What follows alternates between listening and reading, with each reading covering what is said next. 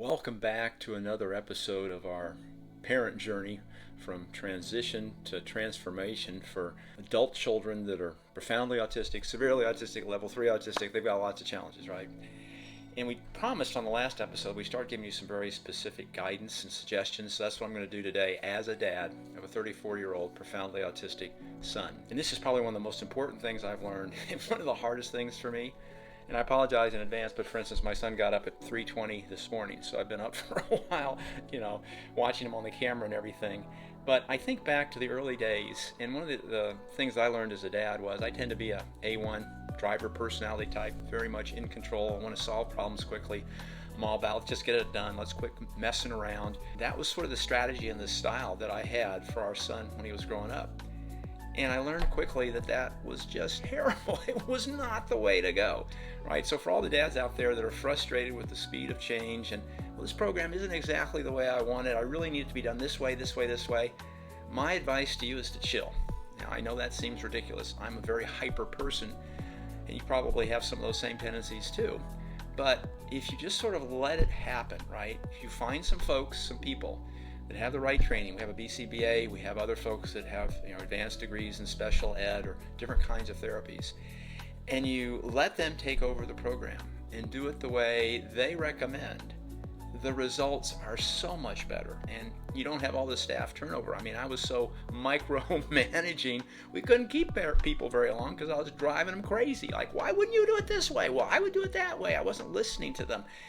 And that was awful. So the biggest thing by far is trust your team. Trust the folks. And not focus so much on what they're doing every day or how they're doing it every day.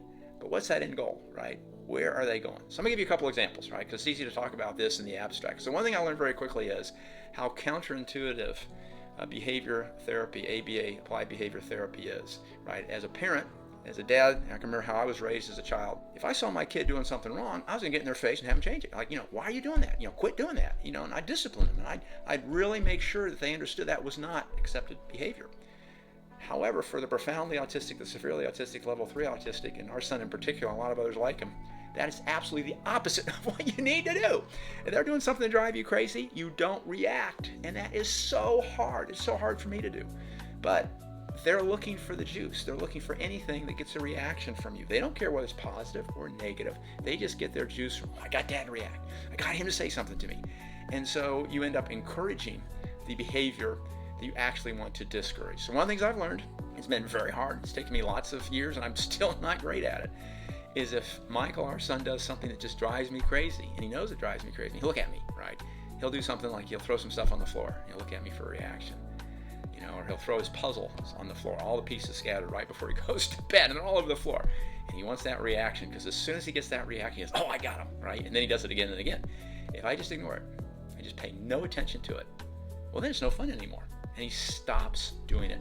So that was one of the things that I learned that was so hard for me to learn, and so non-intuitive, really, for me, was don't react, don't try to discipline, don't try to provide any attention at all, unless it's a safety concern. Right now, if Michael was walking out in the middle of a busy street, I'm going to react. I'm going to scream at him and I'm going to come yelling and get him out of that street. But other than a safety issue, you just have to let it go. And the staff, all our trained staff, were just shaking their heads at me, and they finally got me to see the light there. And then a lot of the activities they recommend, I just thought were totally worthless. Like, he went to this climbing gym, and I mentioned this early on in an episode, but let me give you a little more color here. I mean, Michael doesn't even understand holding on to things. You give him something, and if he wants it to hold on, but if he doesn't want it, he'll just let it go, right? And so the whole concept of him going to a climbing gym and learning how to climb, I thought was ridiculous, insane. He's not going to like to do it. And so the BCBA Hayden said, oh, well, let's give it a try, just see what happens. And sure enough, the first day, nothing, man. He wouldn't put his foot up on the wall. He didn't understand putting his hand, but they didn't give up.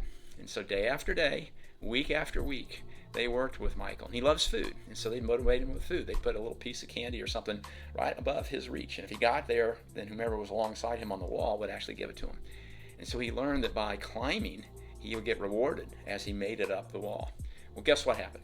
Now he can climb a 30-foot wall by himself without any incentives, and he loves it. He looks forward to it. And it's exercise, and it's social, because he's got other buddies that are profoundly autistic or level 2 autistic, a little higher functioning, that are right there alongside them with him. And then he comes alive in those social settings, and they start acting like bros, right? They start doing things that anybody that's in their 20s or 30s with other guys start to do that we never saw before, that I never saw before. So before you freak out, and before you say, oh, that's never going to work, or I think that's the most ridiculous thing I've ever heard, or man, I'm going to get in the middle of that thing, trust your team. If I had to give you one piece of advice that I have learned that has probably been so valuable, get out of their way. I mean, you have to hire folks, that have the right, the right spirit in mind, the right challenges in mind, and how to address them. But man, if you just trust them and let them go and keep your eye on where I want Michael to be, not so much how does he get there, I think you're going to be delighted with the result. Talk to you again in a week or two. Bye.